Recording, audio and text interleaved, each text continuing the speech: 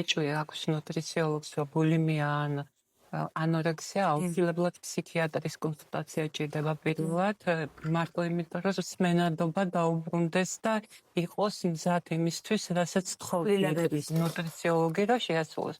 მაგრამ ჩვენი ჩართულობა მალე ხდება საჭირო, იმიტომ რომ იცით, რომ ხშირია ბულიმიის დროს პირღებინების ხელოვნურად გამოწვევა, ეს უკვე იწვევს ელექტროლიტულ დისბალანსს და ამიტომ ჩვენი ჩართულობა ამ ეტაპზე ძალიან მნიშვნელოვანია.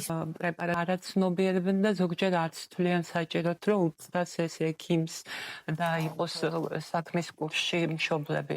მაგრამ მე მინდა შევეხო უფრო მსუბუქ თემას, რომლის გამოსწორება შეიძლება თუ ადამიანი დაფიქრდება ფსიქოლოგთან ან თავისით დაიწყოს ან ოჯახის წევრებს უთხრას ან თუნდაც ექიმს გაუმხილოს, როდესაც ესეთი ტერმინი შემოვიდა ჯერ სამედიცინო დატვირთვა არა აქვს, მაგრამ ორთორექსია ქვია, როდესაც ადამიანი ძალიან დიდ მნიშვნელობა თითოეულ პროდუქტში, როგორ არის მომზადებული კერძი და ამ ჯანმრთელობის თემას სიცოცხლეზე წინაყენებს. აი, აქ უნდა დაფიქრდეს უკვე, რომ ეს ზღვარგადასული ყურადღება კლებაზე, სად არის მომზადებული, რა პირობებშია ეს ხილი, ბოსტნეული, სეზონური და დროის უმეტესობას უთმობს ამას.